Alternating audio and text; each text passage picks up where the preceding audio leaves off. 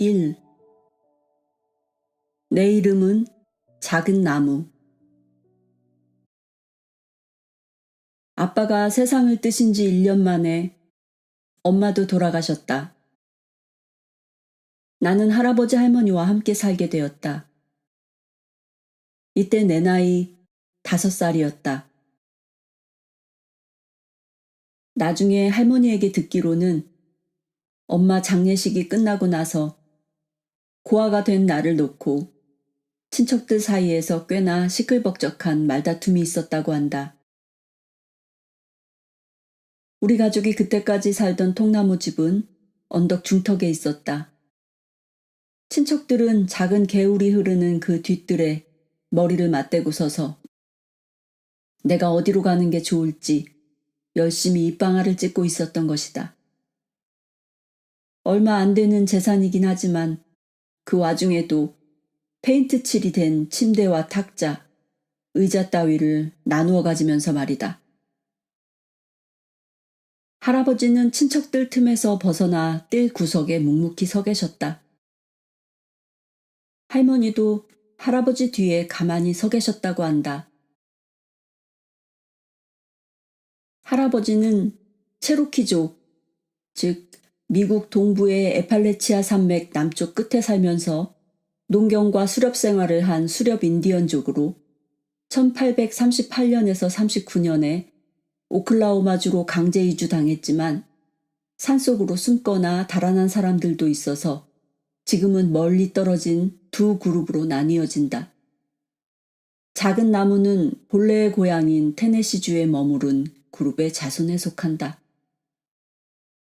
할아버지는 체로키족의 피가 반 섞인 혼혈이고 할머니는 순수 체로키족이시다. 할아버지는 거의 2미터가 다 될 정도로 키가 커서 사람들 사이에 서면 머리 하나가 삐죽 솟았다. 거기다 할머니는 땅만 내려다보고 계셨지만 할아버지는 사람들 머리 너머로 계속 내 얼굴을 쳐다보고 계셨다고 한다. 큼지막한 모자를 쓰시고 교회 갈 때나 장례식 때만 입는 검은 양복을 입으신 채 말이다. 나는 한 발 한 발 뜰을 가로질러 할아버지에게로 다가가 그 긴 다리에 매달렸다. 친척들이 떼놓으려 해도 부둥켜 안은 손에 힘을 풀지 않았다. 할머니 말씀으로는 울지도 않고 고함도 지르지 않고 오직 할아버지 다리만 꼭 부둥켜 안고 있었다고 한다. 친척들은 떼내려 하고 나는 떨어지지 않으려 하면서 한참 동안 실랑이를 벌이고 있노라니 할아버지가 가만히 몸을 굽혀 내 머리 위에 손을 얹어 놓으시고는 그냥 내버려 둬 라고 하셨다. 그러자 친척들이 일제히 내 몸에서 손을 뗐다. 할아버지는 좀채 사람들 앞에서 이야기를 하지 않으신다. 하지만 어쩌다 한마디 하시면 누구도 그 말을 거역하지 못한다는 게 할머니의 설명이셨다. 그날 오후 늦게 할아버지와 할머니, 나, 세 사람은 언덕을 내려와 마을로 이어지는 큰 길로 나왔다. 한겨울이라 벌써 어둑어둑해지고 있었다. 내 옷가지를 싼 보따리를 어깨에 짊어진 할아버지가 길섭을 따라 앞서 걸으셨다. 나는 얼마 안 가 할아버지를 따라잡으려면 거의 뛰다시피 걸어야 한다는 걸 깨달았다. 내 뒤에서 따라오시던 할머니도 자주 치마를 들어 올리면서 젠걸음으로 걷고 계셨다. 마을에 들어서고 나서도 우리의 이런 행진은 그대로 이어져 할아버지는 여전히 저만큼 앞서 걸으셨다. 할아버지를 간신히 따라잡은 것은 버스 정류장에 들어서고 나서였다. 우리는 한참 동안 그곳에 서 있었다. 할머니는 버스가 들어오고 나갈 때마다 버스 앞쪽에 걸린 행선지 표지판을 일일이 읽어보셨다. 할아버지는 할머니가 누구보다도 글자를 잘 읽는다고 하셨다. 과연 할머니는 우리가 탈 버스를 쪽집게처럼 정확하게 집어내셨다. 어느새 주변에는 땅거미가 내려앉고 있었다. 우리는 다른 사람들이 모두 버스에 올라탈 때까지 기다렸다. 그건 잘한 일이었다. 왜냐하면 우리가 버스에 발을 올려놓는 바로 그 순간부터 문제가 생겼기 때문이다. 할아버지가 제일 먼저 올라타시고 그 다음에 나, 할머니는 차 문 바로 안쪽 제일 낮은 승강구 계단에 서 계셨다. 할아버지가 바지 앞주머니에서 물림쇠가 달린 지갑을 꺼내 버스 요금을 내려 했다. 차표는 어디 있는 거요? 운전사가 어찌나 크게 고함을 질렀던지 차에 타고 있던 사람들 모두가 한꺼번에 우리 쪽으로 얼굴을 돌렸다. 그래도 할아버지는 눈 한 번 깜짝이지 않고 지금 차비를 내려는 참이라고 말씀하셨다. 할머니가 내 어깨 너머로 어디로 가는지 말해요 라고 속삭이셨다. 할아버지는 할머니가 시킨 대로 운전사에게 말했다.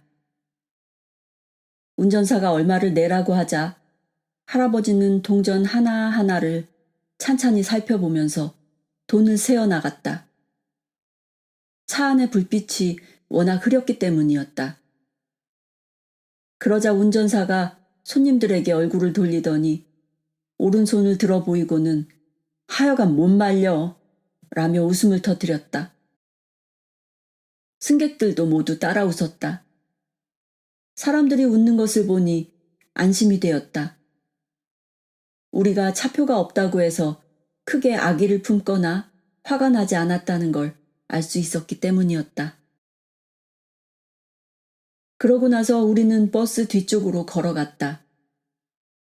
그때 웬 아주머니가 눈에 띄었다. 그 아주머니는 많이 아픈 것 같았다. 눈 언저리는 온통 푸르죽죽한 멍이 들었고 입가에는 시뻘겋게 핏자국이 묻어 있었다. 우리가 곁을 지나치려 하자 아주머니는 손으로 입술을 가렸다가 금방 도로 떼면서 큰 소리로 비명을 질렀다. 야하하 아프! 하지만 웃는 걸 보니 아픈 건 금세 사라진 것 같았다. 다른 사람들도 모두 따라 웃었다. 아줌마 옆에 앉았던 아저씨도 자기 넓적다리를 손바닥으로 두들기면서 웃어댔다. 그 아저씨는 굵고 번쩍거리는 넥타이 핀을 꽂고 있었다. 그래서 나는 이 부부가 부자이고 필요하면 언제라도 의사에게 치료받을 수 있는 사람들인 걸 알았다. 나는 할머니와 할아버지 사이에 앉았다. 할머니가 손을 뻗어 할아버지의 손등을 가볍게 두드렸다. 그러자 할아버지도 내 무릎 위로 손을 뻗어 할머니 손을 가만히 잡았다. 편안하고 따뜻한 기분이 내 몸을 부드럽게 훑고 지나갔다. 그래서인지 나는 금방 잠이 들었다. 버스에서 자갈길로 내려섰을 때는 밤이 한창 이슥해서였다. 할아버지가 다시 걷기 시작했고 우리는 그 뒤를 따랐다. 유리가 쨍 하고 깨질 것처럼 공기가 차가웠다. 둥그런 수박을 반으로 쪼개놓은 듯한 달이 얼굴을 내밀고 저 멀리 구부러져 돌아간 곳까지 우리 앞길을 은빛으로 비춰주었다.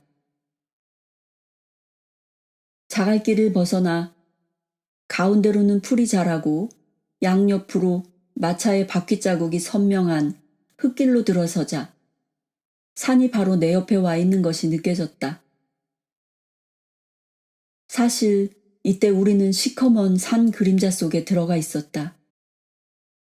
반달은 높은 산등성이 바로 위에 높다랗게 걸려 있어서 올려다보려면 머리를 완전히 뒤로 젖혀야 했다.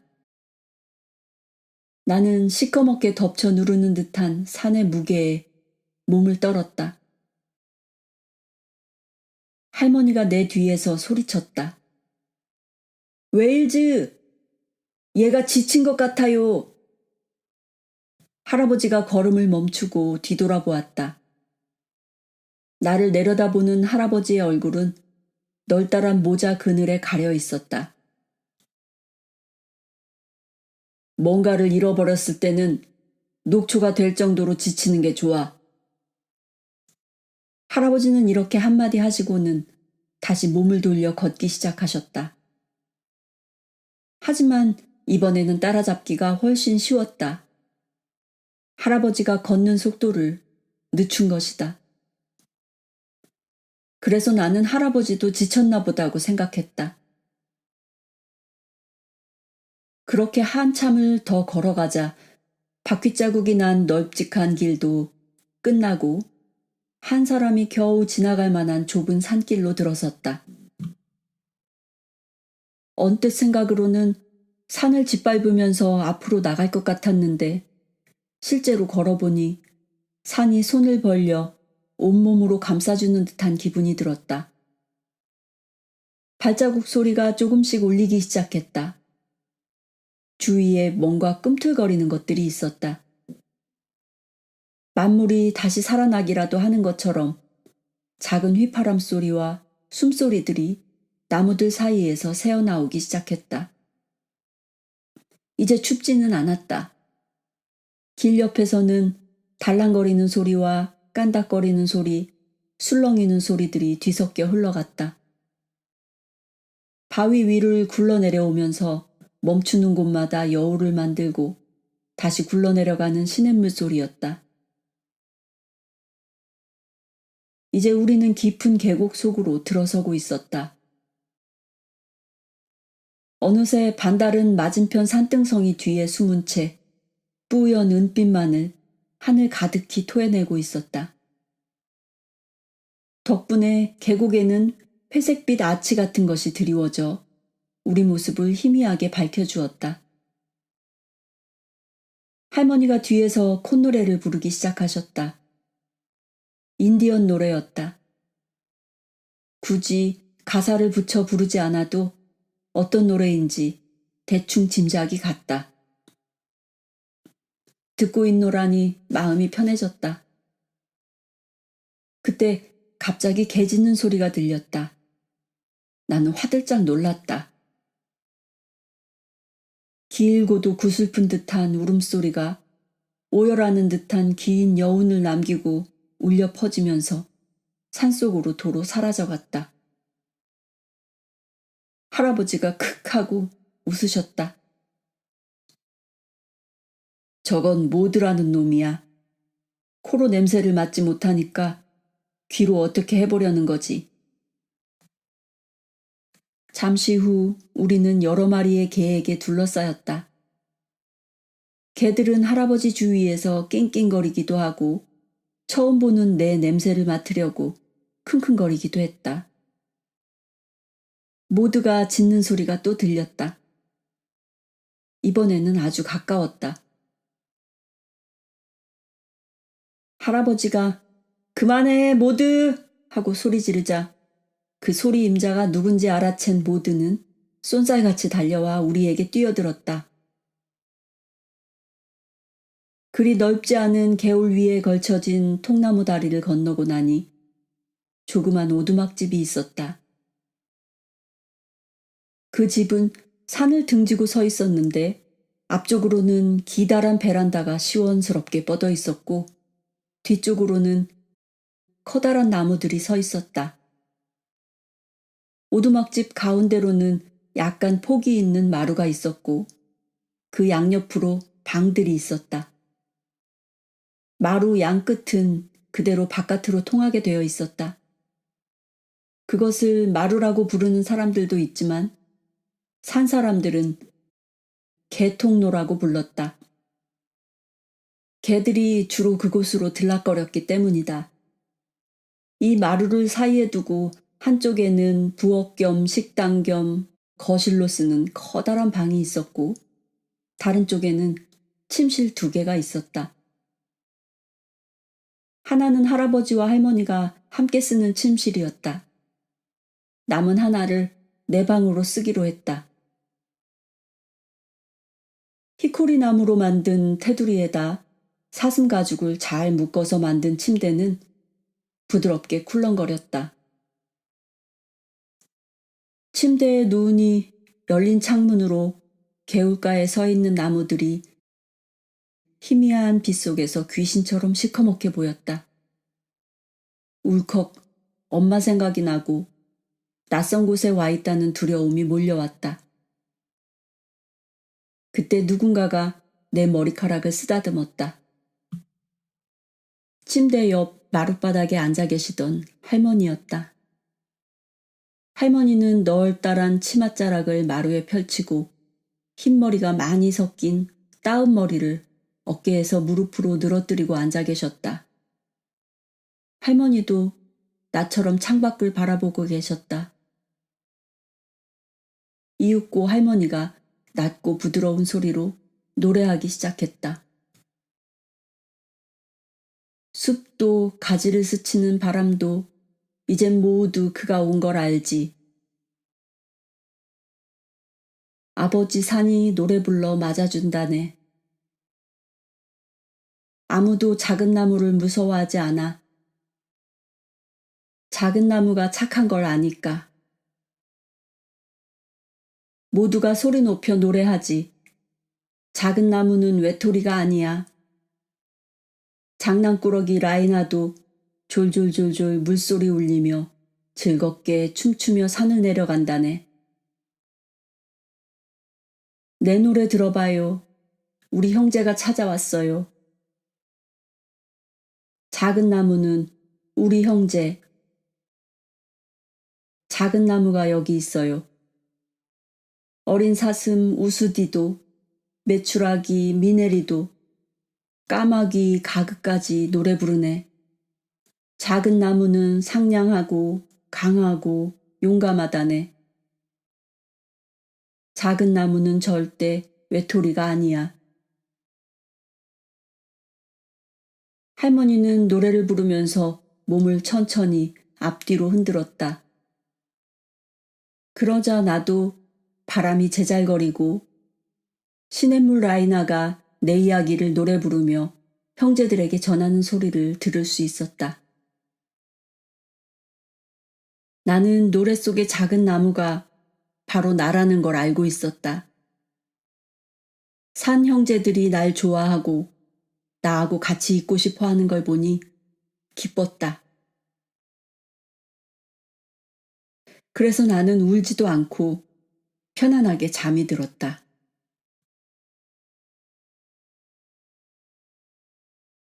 이 자연의 이치. 난로에서 옹이 많은 소나무 땔감이 타닥타닥 기름 튀기는 소리를 내며 타는 동안 가냘픈 몸집의 할머니가 저녁마다 흔들의자에 앉아 콧노래를 부르면서 목화신 한 켤레를 만드는 데는 꼬박 일주일이 걸렸다. 할머니는 먼저 갈고리 칼로 사슴 가죽을 찢어서 끈을 만든 다음 빙 돌아가며 테두리를 꿰맸다. 이렇게 해서 구두가 완성되자 이번에는 그것을 물에 담갔다. 이 젖은 구두를 신고 방 안을 왔다 갔다 하면서 구두를 말리는 일은 내 몫이었다. 이렇게 말리면 신발이 발에 딱 맞아 공기처럼 가볍게 느껴진다. 그날 아침 자리에서 일어나 멜빵 바지를 입고 잠바 단추를 잠그고 난 나는 드디어 목화신 속에 가만히 발을 집어넣었다. 주위는 아직 어둡고 추웠다. 나뭇가지를 뒤흔드는 아침 바람조차 불지 않는 이른 시각이었다. 할아버지는 새벽에 일찍 일어나면 산꼭대기까지 데리고 가겠다 라고 말씀하셨다. 그러나 깨워주겠다고는 하지 않으셨다.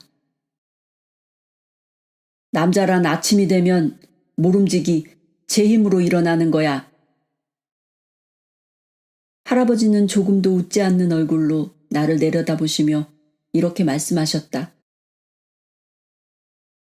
그렇지만 할아버지는 자리에서 일어나신 후 여러 가지 시끄러운 소리를 내셨다.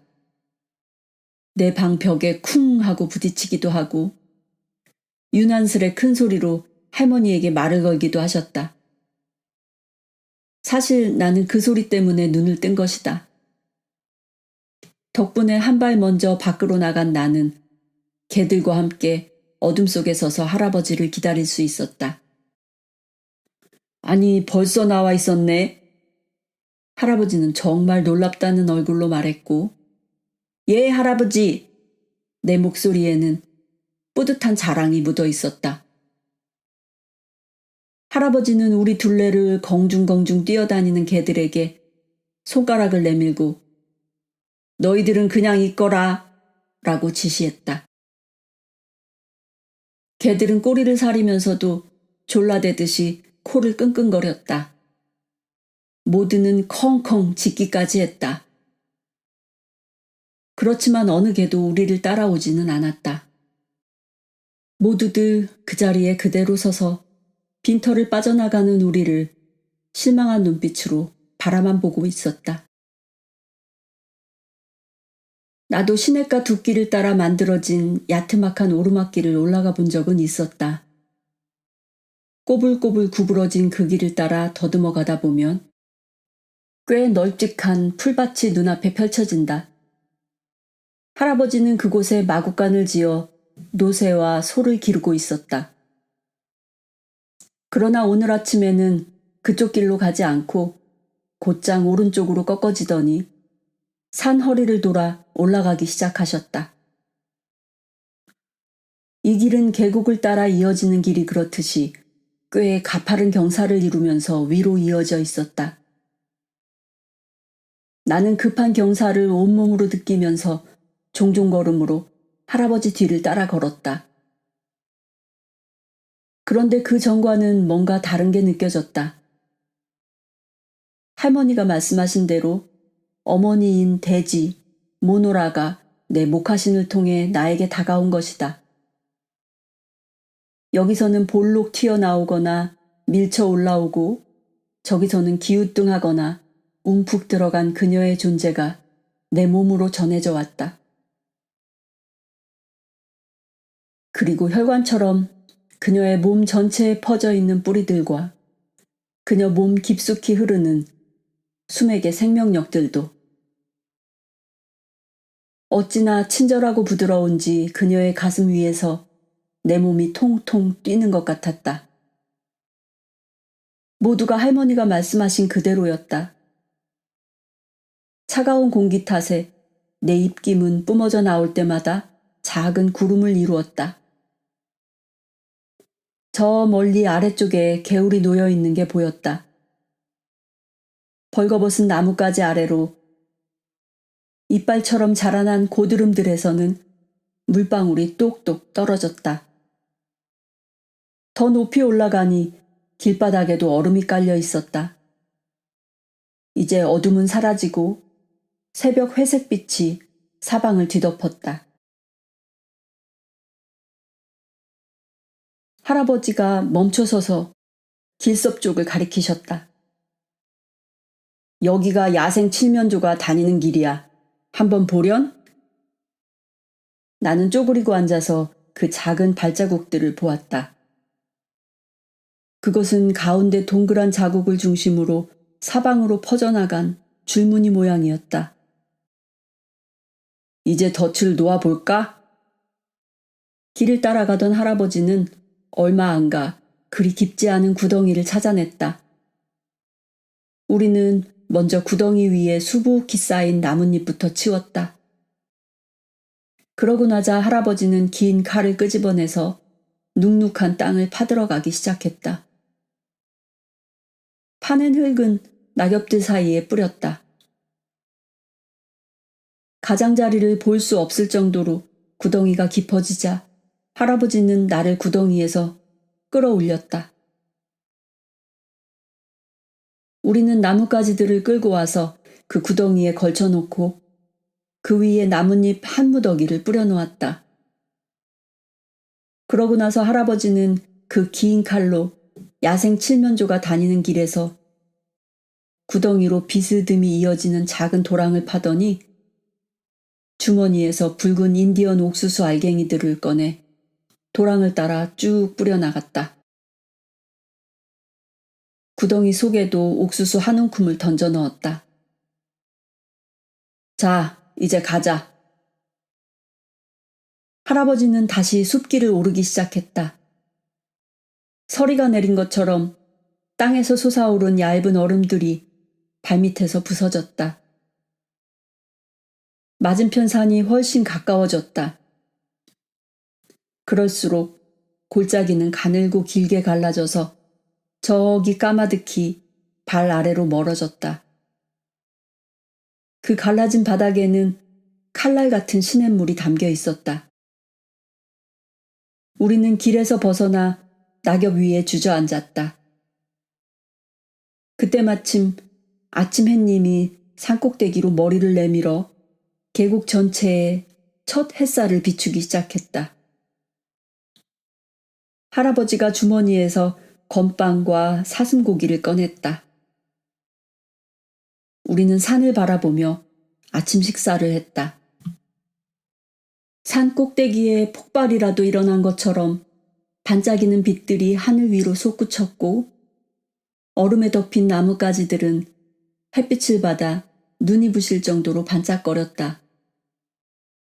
아침 햇살은 물결처럼 아래로 내려가면서 밤의 그림자들을 천천히 벗겨가고 있었다. 정찰을 맡은 까마귀 한 마리가 하늘을 날면서 날카롭게 깍깍 3번 울었다. 아마 우리가 여기 있다는 걸 알리는 신호였으리라. 이제 산은 기지개를 켜며 일어나 천천히 하품을 하고 있었다. 하품으로 토해낸 미세한 수증기들이 공중으로 흩어졌다. 해가 나무에서 죽음에 가보신 얼음을 서서히 벗겨감에 따라 산 전체에서 살랑거리고 소곤거리는 소리들이 되살아났다. 할아버지도 나처럼 눈을 모으고 귀를 기울이고 계셨다. 아침바람이 나무 사이에서 낮은 휘파람 소리를 일으키는 것에 맞추어 산의 소리도 점점 커져갔다.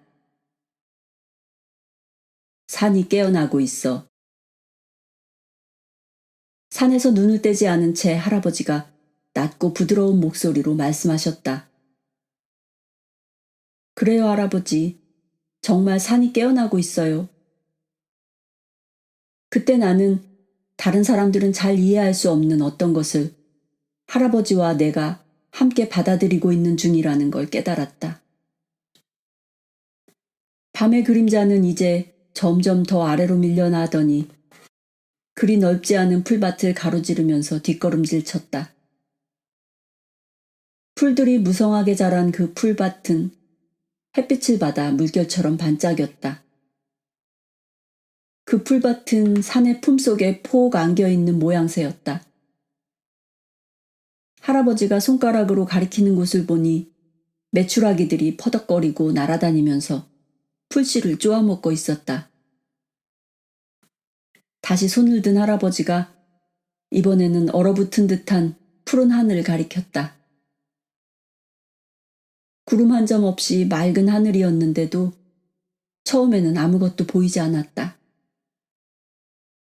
그러다가 저 멀리 하늘 가장자리 쪽에서 얼룩 같은 것이 점점 커지며 다가왔다.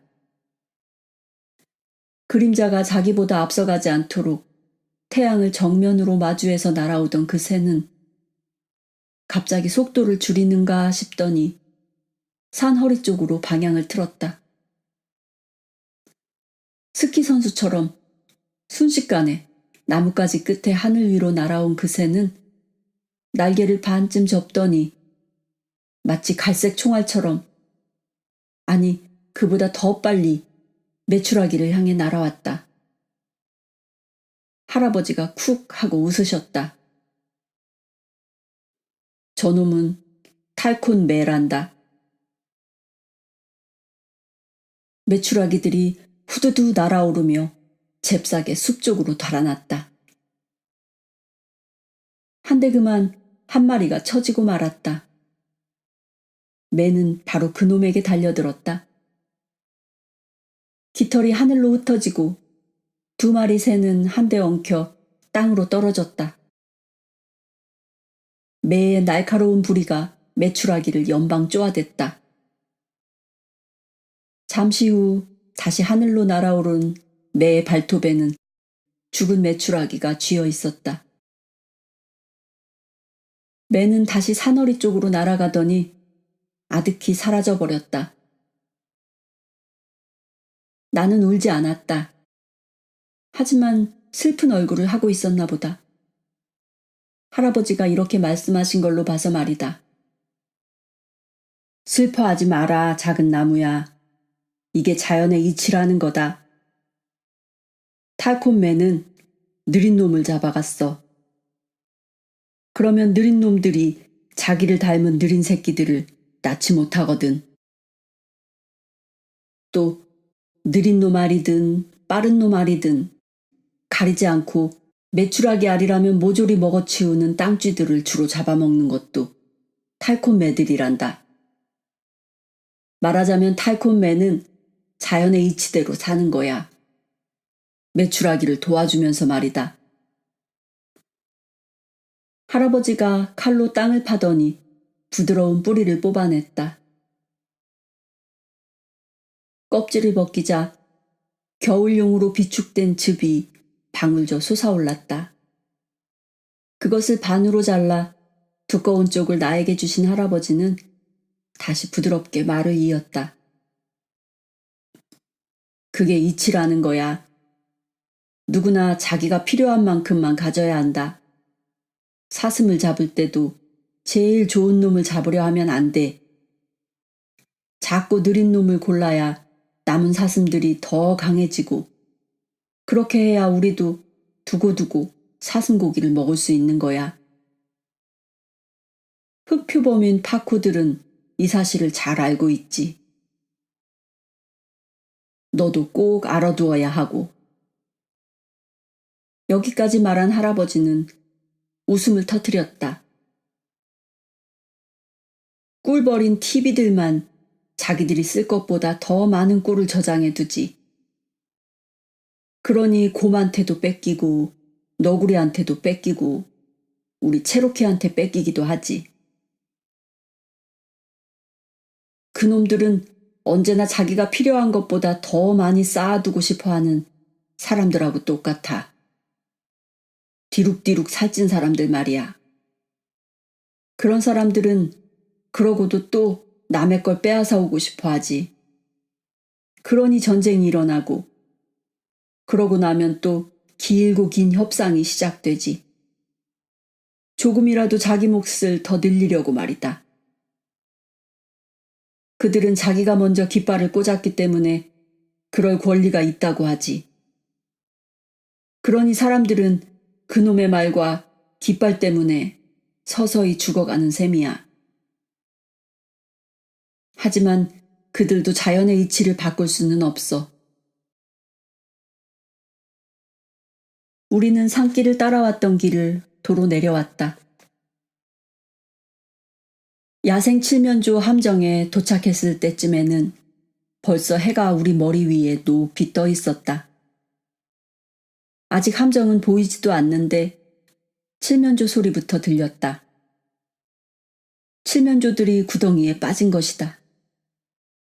제놈들도 어지간히 놀랐던지 연방 꽥꽥거리며 소리를 질러대고 있었다. 할아버지, 입구가 꽉 막힌 것도 아니잖아요? 그냥 머리를 숙이기만 하면 나올 텐데 왜 안 그러죠?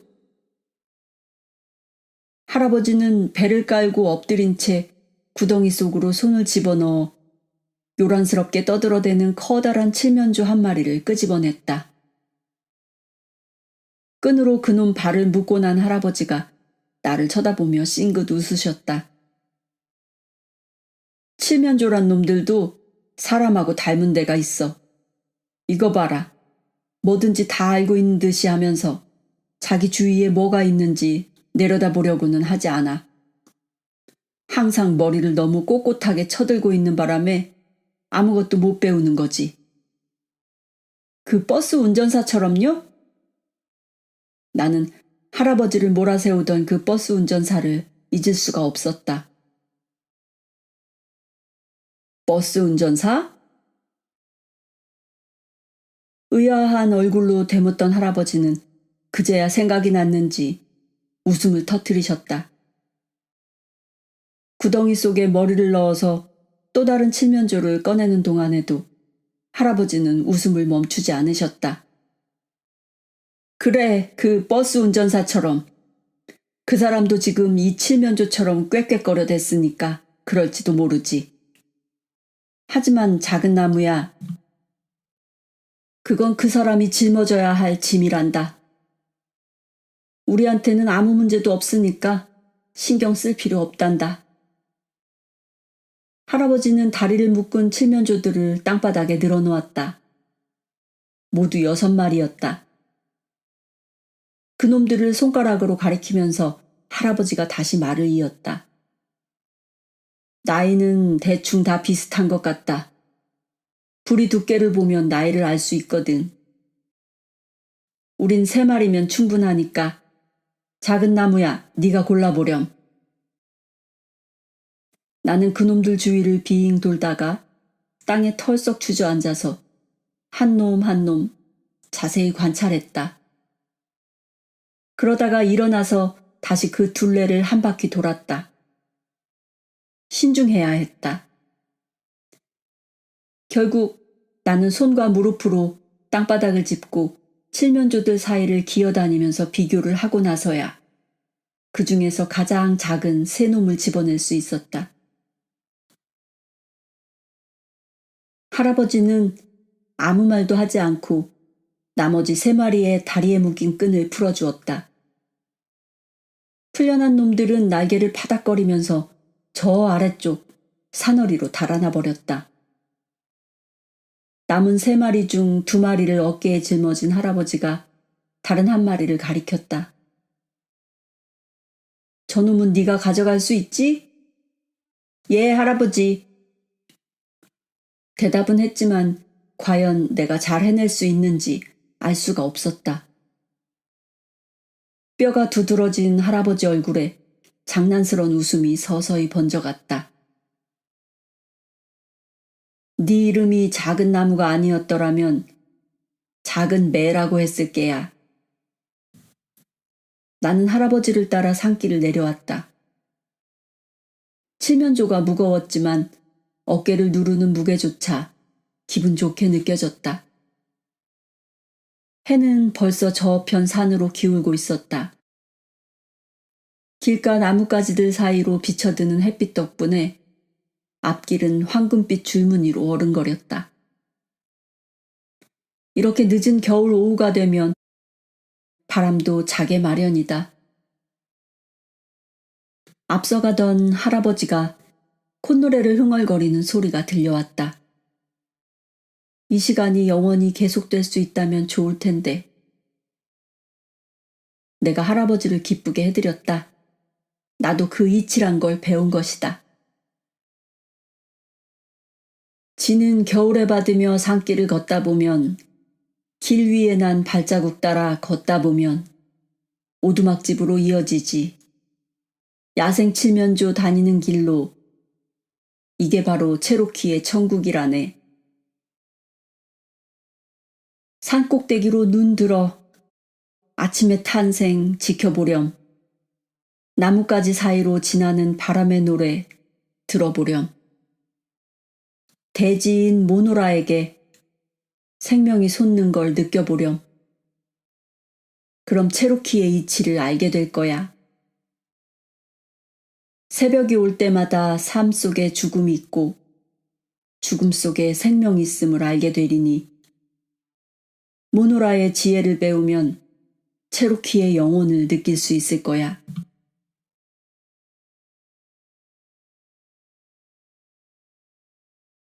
3. 할아버지와 조지 워싱턴.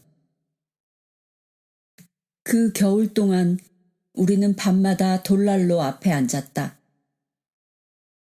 말라 비틀어진 나무 그루터기 가운데 부분에서 뽑아낸 푸석푸석한 심지를 땔감 삼아 태우다 보면 두껍게 달라붙은 송진이 타닥타닥 탈 때마다 불꽃들이 튀고 일렁거렸다. 그러면 반대쪽 벽에 비친 우리 그림자가 늘어났다가는 줄어들고 그러다가 갑자기 괴상하게 커지는가 하면 또 순식간에 사그라들어 마치 환상 속의 그림을 보는 듯 했다. 우리는 아무 말도 하지 않고 한참 동안 일렁이는 불꽃과 춤추는 그림자를 쳐다보며 앉아 있었다. 그러고 있을 때 읽은 것에 대한 자신의 생각을 이야기해서 이 침묵을 깨는 사람은 대개 할아버지였다. 일주일에 2번, 토요일과 일요일 밤이면 할머니는 석유 등잔을 켜놓고 우리에게 책을 읽어주셨다. 등잔을 켜는 건 우리에게 일종의 사치였다. 그런데도 이렇게 했던 건 물론 나 때문이었다. 석유 기름은 정말 조심해서 아껴 써야 했다. 할아버지와 나는 한 달에 한 번씩 개척촌을 다녀오곤 했는데 집으로 돌아올 때면 나무 뿌리를 잘라 만든 뚜껑으로 통 주둥이를 눌러막은 석유통을 들고 왔다.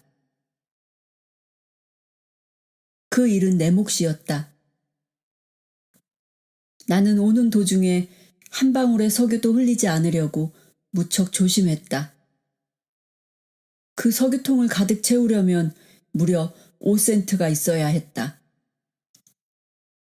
할아버지는 집에 도착할 때까지 한 번도 간섭하지 않고 내가 알아서 하도록 그 일을 맡겨두곤 하셨다. 그만큼 나를 믿으셨던 것이다. 개척촌에 갈 때면 할머니가 적어준 책 목록도 항상 함께 가지고 갔다. 할아버지는 그 목록을 도서관 사서에게 보여주고 할머니가 반납하라고 보낸 책들도 돌려주었다. 할머니는 현대 작가들 이름은 잘 모르셨던 것 같다. 그 목록에는 항상 셰익스피어의 이름만 적혀 있었으니 말이다. 할머니는 작품명까지는 잘 몰라서 우리가 읽지 않은 셰익스피어의 작품이면 뭐든지 괜찮았다. 이 때문에 할아버지와 도서관 사서 사이에서는 이런저런 실랑이가 자주 벌어지곤 했다. 우선 사서는 책장에서 셰익스피어의 책을 꺼내와서 그 제목을 할아버지에게 읽어주었다. 제목만 듣고서 할아버지가 기억해내지 못할 때는 한쪽 정도를 읽어주었다. 할아버지가 계속 읽어보라고 하는 바람에 서너 쪽까지 읽는 일도 종종 있었다. 간혹 내가 할아버지보다 먼저 기억이 날 때면 나는 할아버지 바지가랑이를 잡아당기며 우리가 이미 읽은 책이라는 표시로 고개를 끄덕거렸다. 그러자 이번에는 할아버지와 나 사이에 일종의 기억력 시합 같은 분위기가 만들어졌다. 할아버지는 내가 알아내기 전에 먼저 말하려는 듯 애를 쓰곤 하셨다. 하지만 결국 알아맞히는 건 언제나 내 쪽이었다. 어쨌든 이 때문에 사서의 혼란은 더욱더 가중되었다. 처음에는 약간 신경질적이던 그 사서가 한 번은 할아버지에게 읽지도 못하는 책을 왜 빌려가느냐고 물었다. 그래서 할아버지는 할머니가 우리에게 읽어준다고 설명했다. 그 다음부터 그 여자는 우리가 읽은 책 목록을 특별히 따로 만들어 보관했다. 또 무척 다정다감한 사람이어서 우리가 도서관 문을 열고 들어서면 항상 반갑게 맞아주었다. 한 번은 그 여자가 나한테 빨간 줄무늬가 있는 막대사탕을 주었다. 나는 밖에 나올 때까지 먹지 않고 두었다가 2조각으로 잘라 할아버지와 나눠 먹었다. 할아버지는 작은 쪽을 집으셨다. 내가 정확하게 똑같이 두 조각으로 자르지 못했기 때문이다. 또 사전은 항상 빠뜨리지 않고 빌렸다. 사전의 첫 쪽부터 시작해서 일주일에 5단어씩을 외우는 것이 할머니가 내게 내준 숙제였다. 이 일은 나에게 상당한 고민거리였다. 그냥 단어만 외우는 것이 아니라 한 주 동안 외운 그 단어들을 써서 문장을 만들어야 했으니 말이다. 한 주 동안 외운 단어란 게 모두 똑같이 A이면 A, B면 B로 시작되는 것밖에 없을 때 이건 정말 힘든 일이었다. 다른 책들을 빌린 적도 있었다. 그중 하나가 로마 제국 멸망사였다. 그리고 셸리나 바이런의 시도 있었다. 할머니가 모르는 사람들이었지만 사서가 함께 빌려줘서 읽었던 것이다. 할머니가 기다랗게 꼰 머리를 마루 위까지 늘어뜨린 채 책에다 얼굴을 바짝 들이대고 천천히 읽어가노라면 할아버지는 흔들의자를 앞뒤로 천천히 흔들며 귀를 기울여 듣고 계셨다. 그러다가 할아버지의 흔들의자가 갑자기 딱 멈춰서면 아니나 다를까 그때는 이야기가 한창 재밌어지는 때였다. 할머니가 맥베스를 읽어줄 때는 오래된 성과 마녀들이 어둠 속에서 되살아나 우리 집 벽에 모습을 비추곤 했다. 겁에 질린 나는 할아버지의 흔들의자 옆으로 바싹 붙어 앉았다. 할머니가 칼부림이 일어나는 장면을 읽기 시작하자 할아버지는 의자 흔드는 것을 멈추고 맥베스 부인이 여자답게 처신하고 남편 맥베스가 정당하게 하려는 일에 일일이 간섭하지 않았더라면 이런 일은 절대 일어나지 않았을 거라고 잘라 말했다. 게다가 그 여자는 너무나 숙녀답지 못하다. 어떻게 그런 여자가 숙녀라고 불리는지 납득을 못하겠다. 우리가 처음으로 열심히 맥베스를 읽을 때 할아버지의 의견은 이랬다. 그러고 나서 며칠 후 할아버지는 혼자서 여러 가지 생각을 해보셨는지 그 여자, 할아버지는 이제 그 여자를 숙녀라고 부르지 않았다. 그 여자가 뭔가 잘못한 건 틀림없지만 예전에 발정난 암사슴을 본 적이 있는데 상대인 수사슴을 찾아내지 못하자 머리에 피가 끓어 미친 듯이 숲속을 뛰어다니다가 결국 강물에 빠져 죽고 말더라.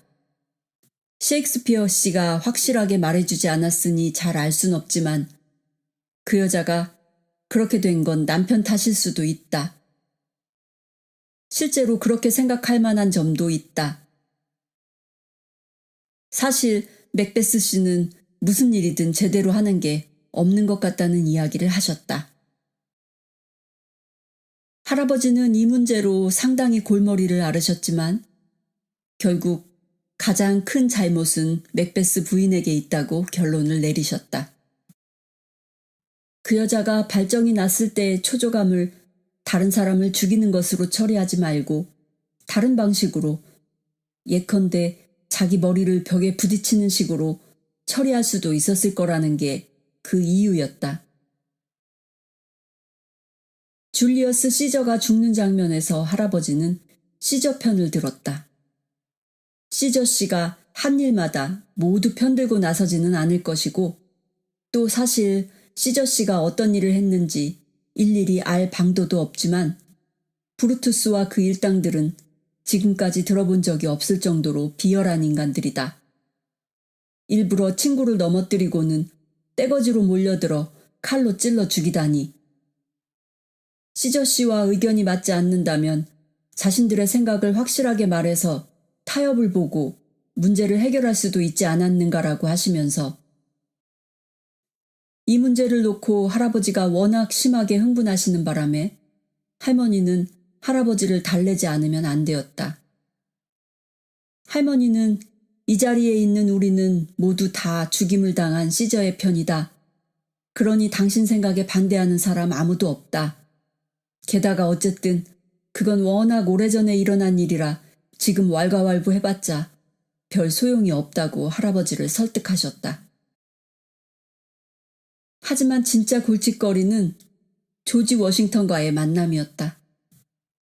할아버지에게 이 만남이 어떤 의미를 갖는지 이해하려면 잠시 그 배경에 대해서 먼저 알아둘 필요가 있다. 산사람인 할아버지에게는 일종의 천적이 있었다. 게다가 말할 필요도 없는 일이지만 할아버지는 가난했고 그리고 무엇보다도 인디언이었다. 지금 와서 돌이켜보면 그 적들을 체제라고 부를 수 있을 것이다. 하지만 보안관이든 주나 연방의 밀주감독관이든 정치가이든 가릴 것 없이 할아버지에게 그것들은 모두 법이었다. 할아버지에게 있어 법이란 다른 사람들이 어떻게 살아가는지 또 잘 살고 있는지에 대해서는 눈꼽만큼의 관심도 없으면서 무조건 권력만 휘두르는 괴물을 뜻했다. 할아버지는 자신이 위스키를 만드는 것이 법에 어긋난다는 걸 알기 전에는 다 자란 어른으로 두 발로 우뚝 선 사내였노라고 하셨다. 할아버지에게는 위스키 만드는 것이 왜 법에 어긋나는지 모르는 사촌이 한 명 있었는데 그 사촌은 결국 그 이유를 알아내지 못한 채 무덤으로 갔다고 한다. 그 사촌은 항상 자기가 투표를 제대로 하지 않아서 그런 법률이 생긴 것 같다고 걱정했다. 하지만 과연 어느 쪽에다 투표하면 제대로 고쳐질지 한 번도 정확하게 집어내지는 못했다. 할아버지는 그 사촌이 자기의 고민거리를 해결하려고 어느 쪽에 투표하는 게 좋을지를 너무 걱정하다가 그만 젊은 나이에 무덤으로 가고 말았다고 믿고 계셨다. 사실 그 사촌은 그 문제에 너무 신경을 쓰다가 술주정꾼이 되었고 그 때문에 일찍 죽고 말았던 것이다. 할아버지는 사촌이 죽은 게 정치가들 때문이라고 생각하고 계셨다. 역사를 되돌아보면 알 수 있듯이 정치가는 역사상 모든 살인 행위에 책임이 있다는 것이 할아버지의 의견이었다. 한참 세월이 흐른 후 나는 조지 워싱턴에 대해 쓴 그 낡은 역사책을 다시 읽어보았다. 그때 나는 할머니가 조지 워싱턴이 인디언과 싸운 부분을 읽지 않고 넘어간 것을 알았다. 할머니는 조지 워싱턴의 좋은 부분만을 읽어서 할아버지에게 우러러보고 존경할 만한 인물이라는 걸 보여주고 싶었던 것일 게다. 사실 할아버지는 앤드루 잭슨 제7대 대통령 인디언에 대해 가혹한 입장을 취해서 1830년에 인디언 강제 이주법을 통과시킨 미국의 제7대 대통령이다. 사실 할아버지는 앤드루 잭슨이 무슨 일을 했는지 아무 관심도 갖지 않았고 내가 기억하는 한 할아버지가 관심을 보인 정치가는 한 명도 없었다. 하지만 할머니가 읽어주는 것을 듣고 난 다음부터 할아버지는 이런저런 얘기 속에서 조지 워싱턴에 대해 언급하기 시작했다. 정치가 중에도 좋은 사람이 있을 수 있구나라는 희망에 사로잡혀 가는 듯했다. 하지만 그것도 잠시뿐이었다. 할머니가 무심코 주세 부분을 읽고 말았기 때문이다. 할머니는 조지 워싱턴이 위스키 제조업자들에게 주세를 부과하려 하고 허가를 받아야 위스키를 제조할 수 있게 만들려는 대목을 읽었다. 또 할머니는 토머스 제퍼슨 씨가 조지 워싱턴에게 그건 잘못하는 것이다. 가난한 산사람들에게는 언덕배기에 작은 밭대기밖에 없기 때문에 평지의 대토지 소유자들처럼 많은 옥수수를 기를 수 없다고 말하는 대목도 읽었다. 또 할머니는 제퍼슨 씨가 산사람들이 수확한 옥수수로 수입을 올리려면 위스키를 만드는 것 외에 달리 방법이 없다. 그 때문에 아일랜드와 스코틀랜드에서는 소요가 일어나기도 했다. 사실 스카치 위스키가 탄 냄새를 갖게 된 것은 이 때문이다. 즉, 농민들이 왕의 병사를 피해 달아나느라 증류용 단지가 눌어붙곤 했기 때문이다. 라고 말하는 대목도 읽었다. 하지만 조지 워싱턴은 그 말을 듣지 않고 주세를 신설했다. 이 대목은 할아버지에게 심한 충격을 주었다. 할아버지의 흔들의자가 멈추었다.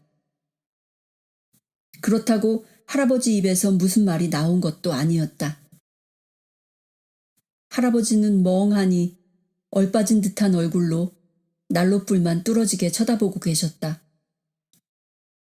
일이 잘못됐다고 느끼신 할머니는 책 읽기를 그만두고 일어나 할아버지의 어깨를 가만히 두드렸다. 그러고는 허리에 손을 둘러 할아버지를 일으켜 세우더니 침실로 데려가셨다. 그 이야기를 듣고 내가 느낀 충격 또한 할아버지에게 뒤지지 않을 만큼 컸다. 한 달쯤 후 할아버지와 나는 개척촌으로 가는 길을 걷고 있었다.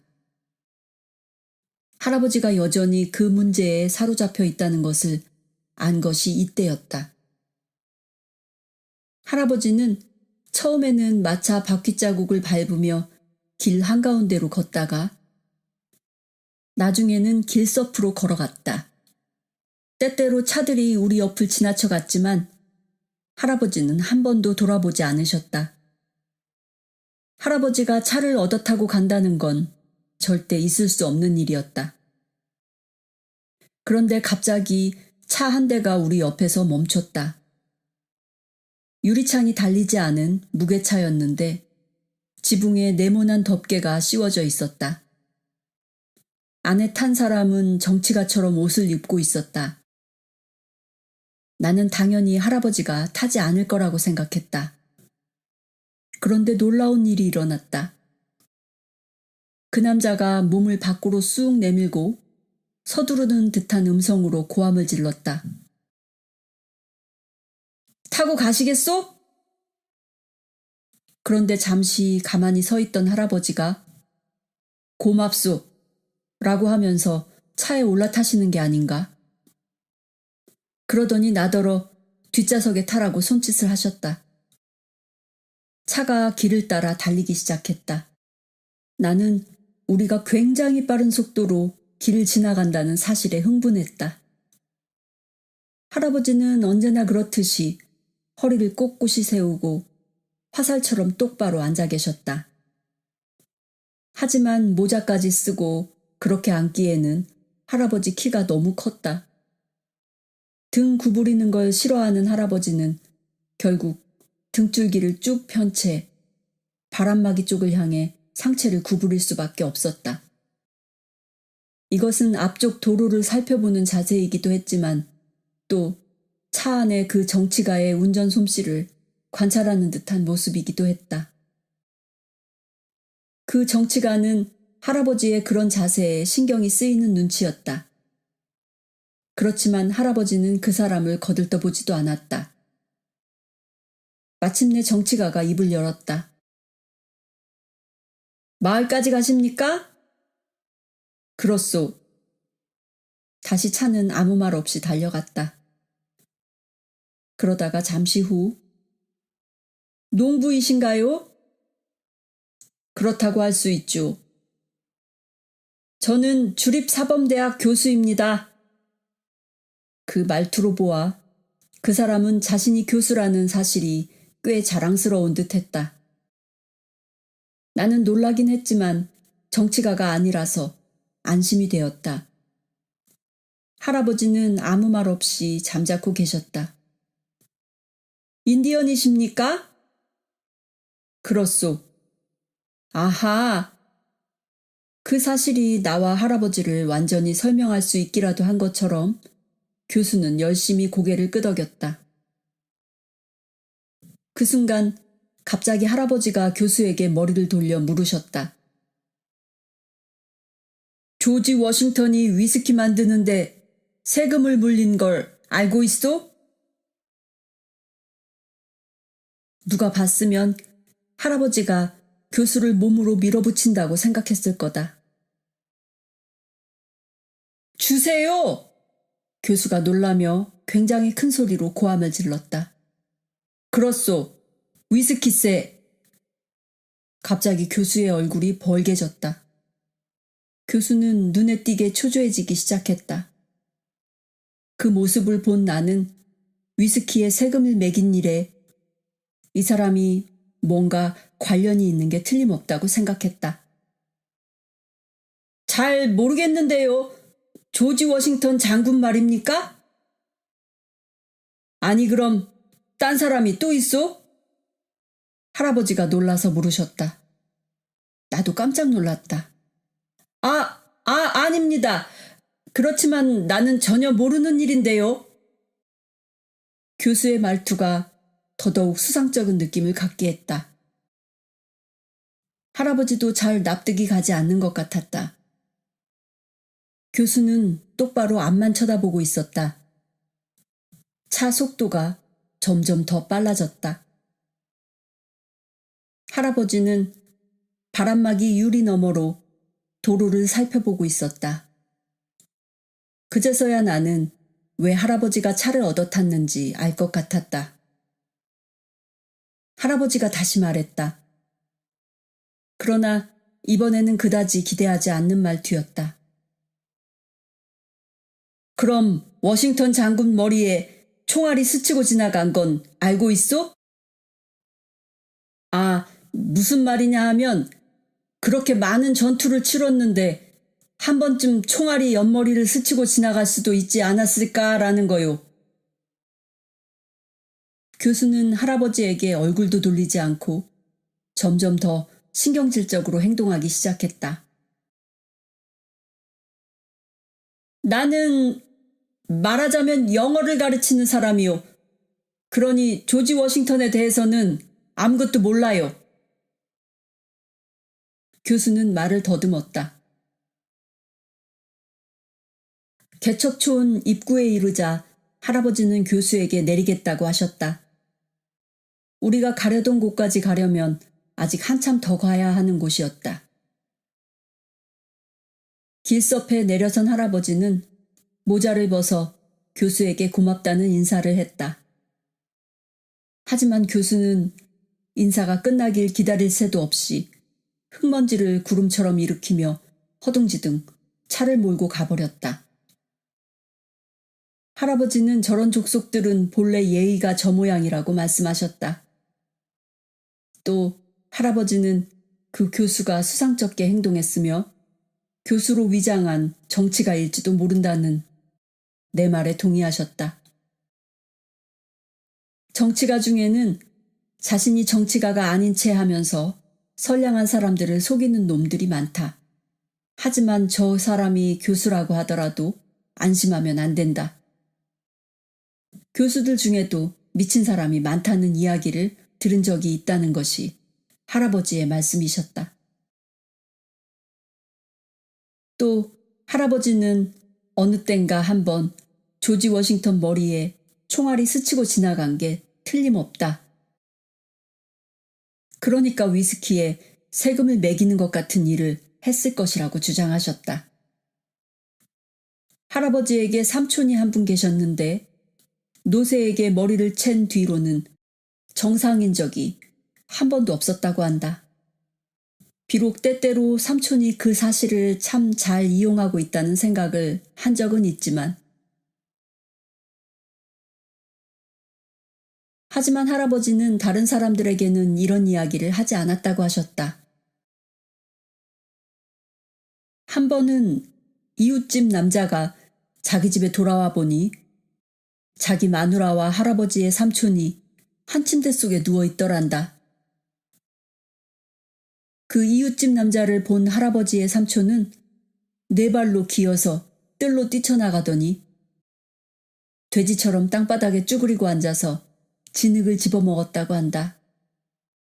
하지만 아무도 그가 일부러 미친 채 하는 건지 진짜 미쳐서 그런 건지 알 수가 없었다고 한다. 이웃집 남자는 특히나 더 그랬다. 할아버지의 삼촌은 오래오래 사시다가 침대 위에서 편안하게 죽음을 맞으셨다. 어쨌든 조지 워싱턴이 총알에 맞았을 거라는 할아버지의 해석은 나한테 그럴듯하게 들렸다. 그래야 그가 일으킨 다른 문제들에 대해서도 설명이 될 수 있을 테니 말이다.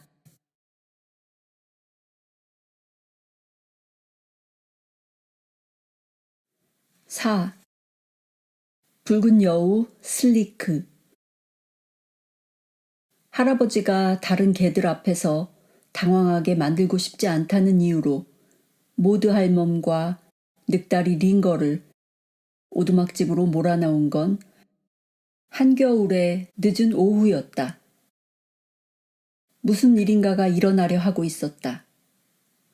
할머니는 이미 알고 계신 듯했다.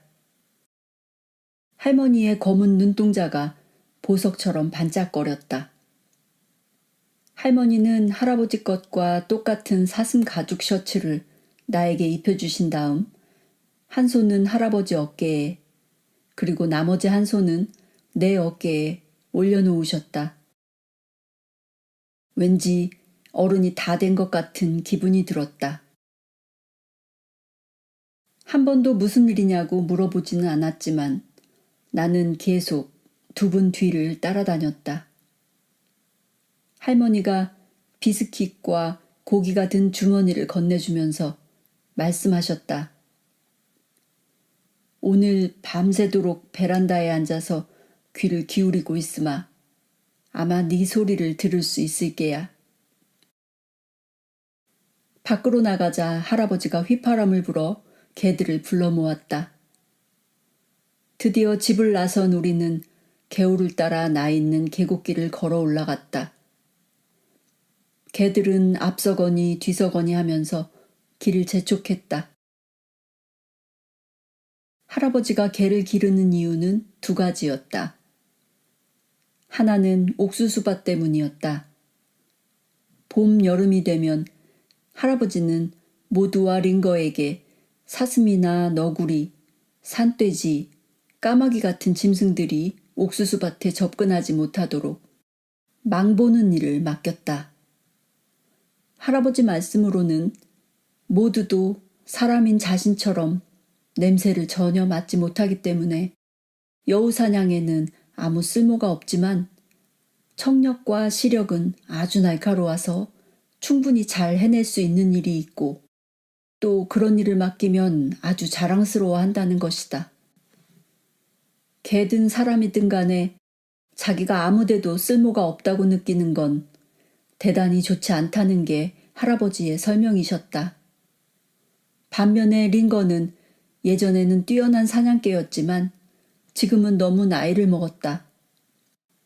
이제는 꼬리를 질질 끌고 다녀 볼꼴 사나운 데다 옛날만큼 잘 보거나 듣지도 못했다. 할아버지가 링거를 모두와 짝지어 준 것은 링거가 모두를 도울 수 있게 하여 나이가 들어도 자신이 여전히 가치 있는 존재라는 걸 느끼게 해주기 위해서였다. 이 일은 링거에게 뿌듯한 자신감을 갖도록 해주었다. 그래서 옥수수밭에서 일하는 계절이 되면 링거는 목을 한껏 치켜세운 채 네 다리를 씩씩하게 내디디면서 주위를 돌아다니곤 했다.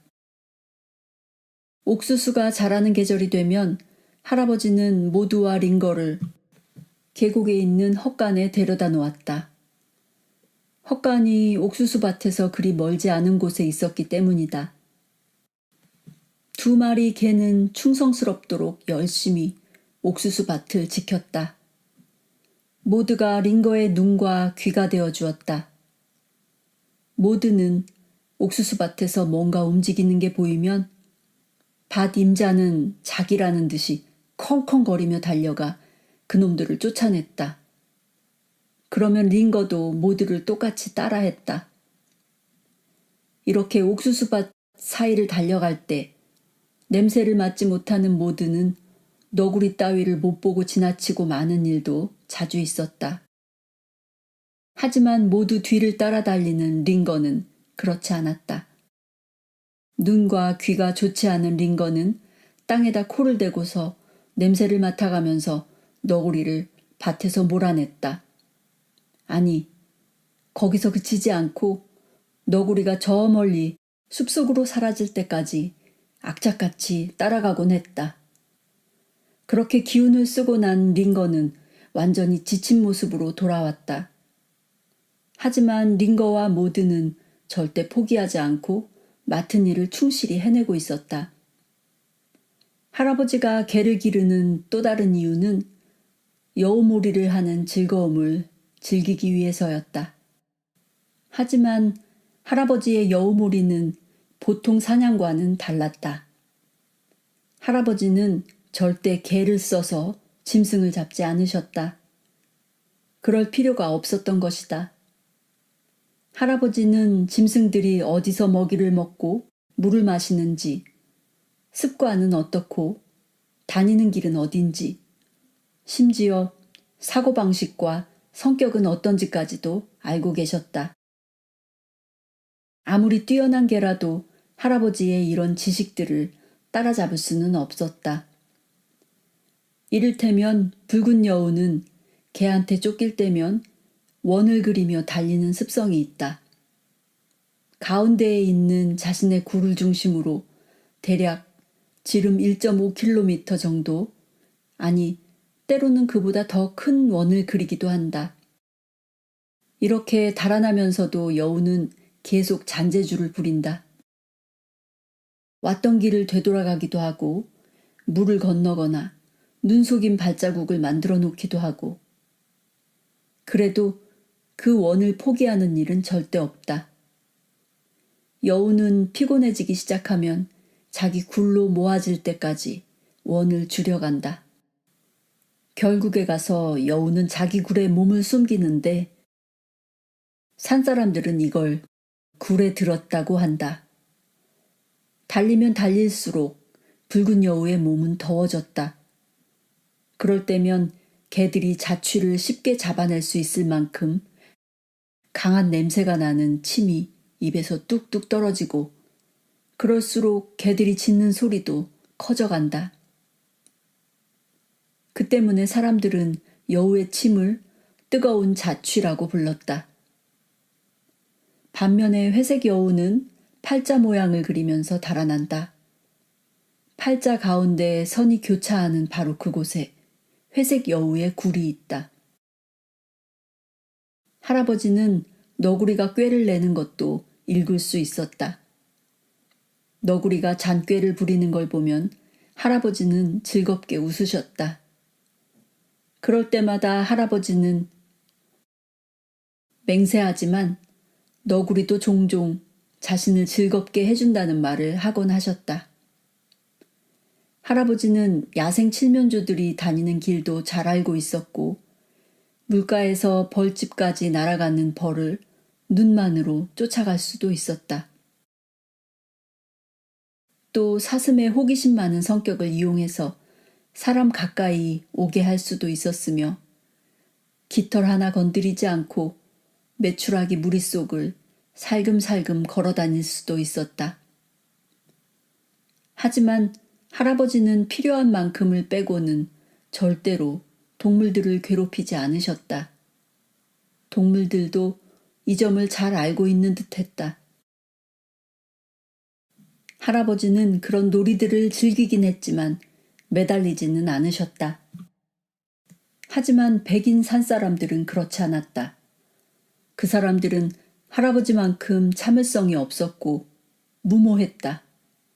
그 사람들이 개를 데리고 사냥감을 쫓으며 여기저기 쑤시고 다닐 때면 동물들은 모두 은신처로 숨어버렸다. 아마 그 사람들은 야생 칠면조 12마리를 보았을 때 왜 12마리 모두 죽이면 안 되는지 절대 그 이유를 모를 것이다. 하지만 그 사람들도 할아버지를 고참 산사람으로 존경했다. 이것은 사거리 가게에서 그들을 만났을 때 드러나는 눈의 표정이나 모자 끝에 손을 갖다 대는 걸 보더라도 알 수 있다. 그래서 그 사람들은 자신들이 사는 곳의 사냥감이 갈수록 줄어들고 있다고 불평하면서도 할아버지가 사시는 계곡과 숲으로 총을 들고 들어오지는 않았다. 할아버지는 그 사람들 이야기를 들으면서 자주 머리를 흔들곤 하셨지만 그렇다고 무슨 말을 하시지는 않았다. 하지만 나중에 나에게 말씀하시기를 저 사람들은 체로키의 이치를 절대 이해하지 못할 거라고 하셨다. 뒤에서 촐랑거리며 뛰어다니는 개들을 데리고 나는 할아버지 등 뒤에 바짝 붙어 걸음을 잽싸게 놀렸다. 신비스러울 만큼 흥분되는 시간이 계곡 속을 흐르고 있었다. 이제 날은 완전히 저물었다. 아직 살아있는 해가 서서히 죽어가기라도 하는 것처럼 하늘은 저녁 노을의 붉은색에서 피처럼 거무칙칙한 빛으로 변해가며 조금씩 조금씩 어두워져 갔다. 저녁 바람조차도 귓가에서 가만가만 살랑거렸다. 흡사 드러내놓고 떠들어대서는 안 되는 이야기를 갖고 있기라도 한 것처럼 낮 동물들은 보금자리를 찾아들고 대신 밤 동물들이 먹이를 찾으러 나오는 시간이었다. 헛간이 있는 풀밭을 가로질러 가던 할아버지가 갑자기 걸음을 멈추시는 바람에 나도 할아버지의 다리에 머리를 부딪히고 멈추어 섰다. 계곡 저 아래쪽에서 올빼미 한 마리가 우리 있는 곳으로 날아왔다. 기껏해야 할아버지 키높이 정도나 될까? 그 정도로 낮게 날아오던 올빼미는 아무 소리도 내지 않고 그야말로 숨소리나 날갯짓 소리 한 번 내지 않고 곧바로 헛간 속으로 날아들어가 마치 유령처럼 조용히 자리를 잡고 앉았다. 외양간 올빼미란다. 밤이 되면 여자가 신음하는 듯한 소리가 들릴 때가 자주 있지? 올빼미가 쥐잡을 때 내는 소리란다. 나는 그 올빼미가 쥐잡는 걸 방해하고 싶지 않았다. 정말이지 그러고 싶은 생각은 눈꼽만치도 없었다. 그래서 할아버지를 헛간 쪽에 서시게 한 다음 가만 걸어서 하지만 잽싸게 서둘러 그곳을 벗어났다. 서서히 어둠이 우리를 덮쳐 눌렀다. 올라갈수록 양쪽 산이 좁혀져 왔다. 이윽고 길이 Y자 모양으로 갈라지는 곳에 이르렀다. 할아버지는 왼쪽 길을 택하셨다. 여기서부터는 개천 오른쪽으로 난 좁다란 둑길을 제외하고는 길이 없었다. 양쪽 팔을 벌리면 산이 만져지기라도 할 것처럼 좁은 길이어서 할아버지는 이 길을 칼길이라고 불렀다. 깎아지르듯이 뾰족하게 솟은 산은 위쪽으로 시커먼 나무 그림자들을 달고 있어서 마치 새의 깃털처럼 보였다. 하늘을 올려다보니 별 몇 개가 희미하게 반짝거리기 시작했다. 멀리서 산비둘기 우는 소리가 들렸다. 산은 목이 쉰 것처럼 컬컬하면서도 기다랗게 이어지는 그 울음소리를 재빨리 삼켰다가는 몇 번이고 도로 뱉어냈다. 그럴 때마다 그 소리는 점점 더 멀리 퍼져나갔다. 얼마나 많은 산과 계곡을 지나쳐 갔는지 알 수 없을 정도가 되자 그 소리는 소리라기보다는 마치 오래된 기억처럼 그렇게 사그라져 갔다. 왠지 쓸쓸한 기분이 든 나는 종종 걸음을 치며 할아버지 발꿈치에 바짝 따라붙었다. 개들이라도 내 뒤에 있어주면 좋으련만 그놈들은 하나같이 할아버지 앞에서 왔다 갔다 뛰어다니고 있었다. 어서 여우몰이에 보내달라는 듯이 코를 킁킁거리면서 칼길은 꽤 가파른 오르막길이었다. 얼마 가지 않아 콸콸거리며 물 떨어지는 소리가 들렸다. 시냇물이 하늘 협곡이라 불리는 곳을 가로지르면서 내는 소리였다. 그곳에서 우리는 둑길을 벗어나 위로 펼쳐진 산속으로 들어갔다. 그제서야 할아버지는 개들을 풀어놓았다. 그냥 손가락으로 앞을 가리키면서 가라고 했을 뿐이지만 개들은 낮게 컹컹거리면서 눈 깜짝할 사이에 산속으로 흩어졌다. 할아버지는 어린애들이 좋아라고 산딸기 따라가는 모습 같다고 하셨다. 우리는 시내 위쪽 소나무 숲속에 앉았다. 그곳은 따뜻했다. 소나무 관목이 열을 내기 때문이다. 하지만 여름이라면 졸참나무나 호두나무 그늘에 앉는 편이 나을 것이다. 소나무 밑에 앉으면 더 더울 테니까. 시냇물에 비친 별들이 물결에 흔들리기도 하고 물살을 타고 부서지기도 했다. 할아버지는 이제 좀 있으면 개 짖는 소리를 들을 수 있을 거라고 하셨다. 붉은 여우 슬리크의 자취를 찾아냈을 때 개들이 보내는 신호였다. 슬리크는 교활하다는 뜻인데 할아버지가 그 여우에게 붙여준 이름이었다. 할아버지는 우리가 지금 슬리크의 영토 안에 앉아 있다고 말씀하셨다. 할아버지가 슬리크를 알게 된 것은 대략 5년쯤 전이라고 하셨다. 사람들은 여우 사냥꾼이라면 누구나 여우를 죽이는 것으로 생각하지만 그건 전혀 사실이 아니었다. 할아버지는 지금까지 한 번도 여우를 죽인 적이 없었다. 여우몰이를 하는 이유는 개들 때문이었다. 할아버지는 개들이 쫓아다니는 소리를 듣기만 하시다가 여우가 굴로 들어갔다 싶으면 개들을 도로 다 불러들였다. 말하자면 여우몰이는 개들을 훈련시키기 위한 놀이였다. 슬리크는 단조로운 생활이 지겨워지면 자진해서 오두막집과 밭 언저리까지 내려와 어슬렁거리기도 했다. 할아버지와 개들더러 자기를 쫓아오라고 부추기는 셈이었다. 그러면 흥분한 개들은 할아버지가 채 말릴 새도 없이 컹컹거리고 짖어대면서 슬리크를 쫓아 계곡 위쪽으로 올라가곤 했다. 할아버지는 슬리크가 심술이 나고 쫓겨다니고 싶어 하지 않을 때 슬리크 앞에 나타나는 걸 즐기셨다. 그 여우는 굴 속에 들어가고 싶어지면 개들을 따돌리려고 온갖 속임수를 다 썼다. 반대로 쫓기는 게 재미있을 땐 계속 이리저리 돌아다니면서 장난을 치곤 했다.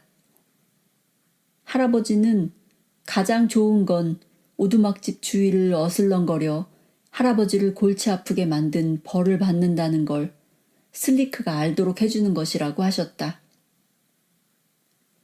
약간 이지러진 달이 산 위로 올라왔다.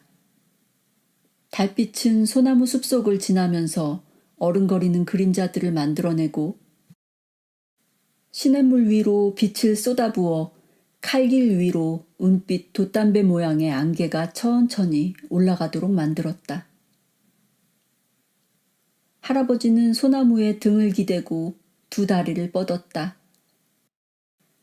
나도 똑같이 흉내내며 내 책임으로 맡겨진 음식 보따리를 내 옆으로 끌어당겨 놓았다. 그다지 멀지 않은 곳에서 길고 어딘지 텅 빈 것 같은 개울음 소리가 들려왔다.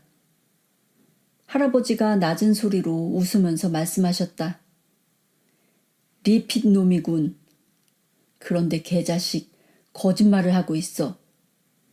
뭘 찾아야 되는지 알고 있으면서. 그런데 참을성이 없는 거야. 그래서 사냥감 냄새를 발견하기라도 한 것처럼 거짓말을 하고 있어. 잘 들어봐. 짖는 소리가 거짓말하는 것처럼 들리지. 리핏 자신도 자기가 거짓말을 하고 있다는 걸 아는 거야. 정말 그랬다. 짖는 소리는 과연 그렇게 들렸다. 거짓말을 하다니 정말 개자식이에요. 내가 말했다. 나와 할아버지는 근처에 할머니가 계시지 않을 때는 멋대로 욕을 하곤 했다. 금방 다른 개들이 리핏을 둘러싸고 나무라는 듯한 소리가 들렸다. 이럴 때는 개들이 컹컹거리며 짖지 않고 으르렁거렸다. 산에서는 이런 개를 허풍쟁이 개라고 불렀다. 다시 주위는 쥐죽은 듯이 조용해졌다. 얼마 안 있어 이번에는 구욱다랗게 짖는 소리가 침묵을 깨뜨렸다. 길고도 멀리까지 가는 소리였다.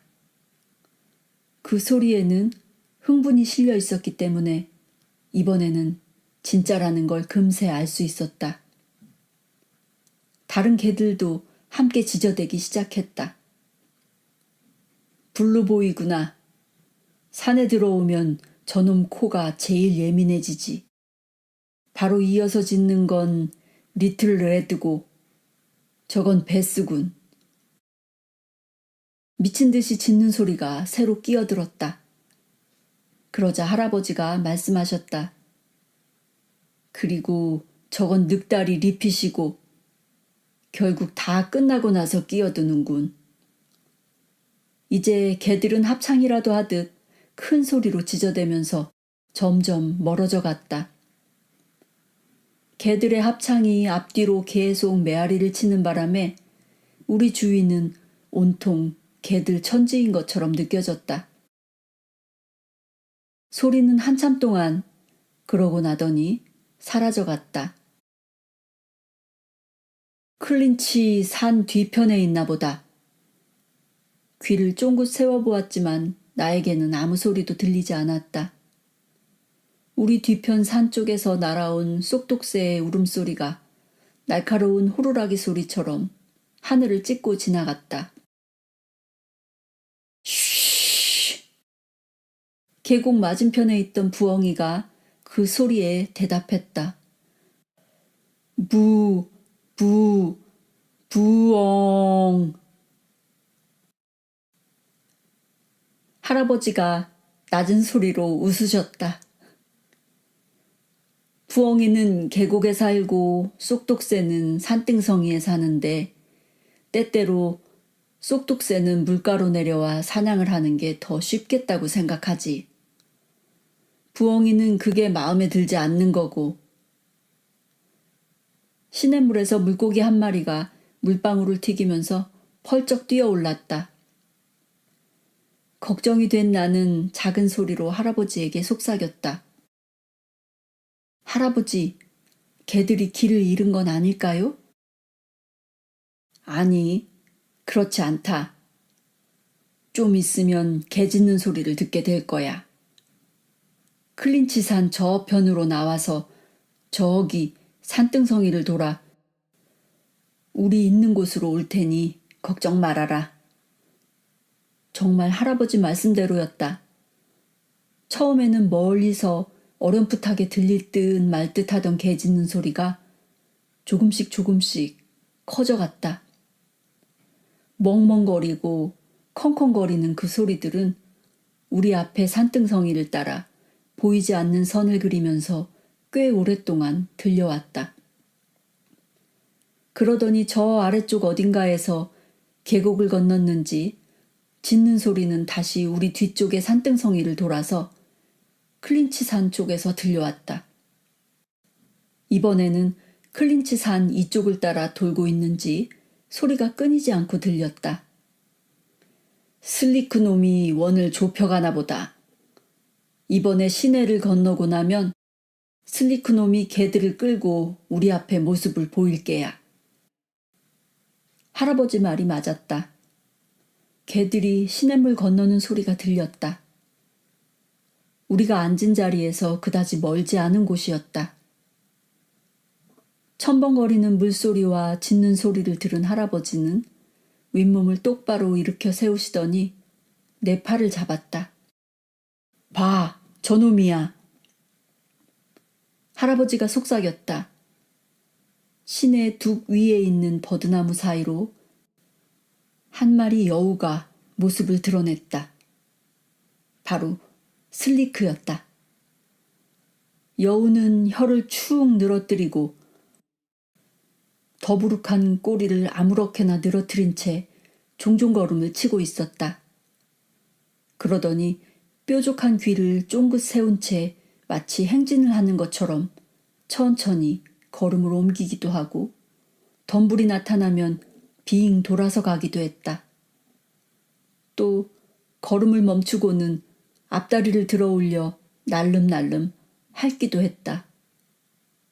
그렇게 속임수를 쓰고 난 슬리크는 개 짖는 소리가 나는 쪽을 돌아보며 종종 걸음을 옮기기 시작했다. 우리 발 아래쪽 시내에는 바위들이 물 위로 삐죽삐죽 솟아 있었다.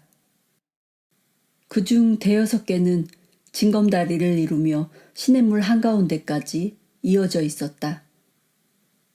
그 바위들 있는 곳에 왔을 때 슬리크는 걸음을 멈추고 뒤를 돌아보았다. 개들과의 거리를 재는 모양이었다. 그러더니 우리에게 등을 보인 채 시냇물을 바라보는 자세로 그 자리에 가만히 앉았다. 달빛을 받아 털빛이 붉게 반사되었다. 개 짖는 소리가 점점 가까워지고 있었다.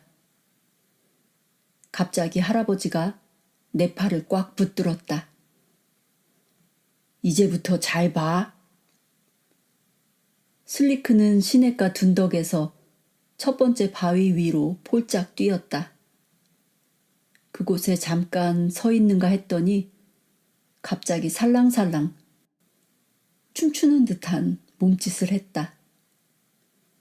2번째 바위 위로 폴짝 건너간 여우는 다시 한번 춤을 추었고 그 다음 바위에서도 또 그 다음 바위에서도 결국 여우는 시냇물 한가운데에 있는 마지막 바위 위로 올라섰다. 여우는 다시 바위 하나하나씩을 되짚어 물가에서 가장 가까운 바위 위로 돌아왔다. 그곳에 서서 가만히 귀를 기울이던 슬리크는 마침내 물속으로 발을 집어넣었다. 찰박거리며 헤엄치는 여우의 모습은 순식간에 상류 쪽으로 사라져버렸다. 최대한 치밀하게 시간을 잰 것이 틀림없었다. 그놈이 사라지자마자 곧바로 개들이 모습을 드러낸 것을 보더라도 말이다. 블루보이가 코를 땅바닥에 대고 제일 앞서 왔다. 리핏이 그와 한 덩어리를 이루면서 뒤를 따랐고 그 다음은 베스와 리틀 레드가 또 다른 짝을 이루며 바싹 따라붙었다. 때때로 그중 한 놈이 코를 하늘로 치켜들고 우우우 하고 울어대는 소리를 들으면 누구라도 흥분해서 피가 끓어오르는 듯한 느낌을 받게 마련이다. 개들이 징검다리 바위들이 있는 곳까지 왔다. 블루보이는 조금도 주저하지 않고 바위에서 바위로 건너뛰었다. 다른 개들도 모두 블루보이 뒤를 바싹 쫓았다. 시내 한가운데에 있는 마지막 바위에 이르렀을 때 블루보이는 갑자기 걸음을 멈추었다. 하지만 리핏은 그렇게 하지 않았다. 리핏은 전혀 의심할 건더기가 없다는 듯이 물속으로 풍덩 뛰어들더니 반대편 개울가로 헤엄쳐가기 시작했다. 베스도 리핏을 따라 물속으로 뛰어들어 헤엄치기 시작했다. 블루보이는 코를 치켜들고 공중에 대고 냄새를 맡기 시작했다. 리틀 레드도 맞장구를 치듯이 함께 짖었다.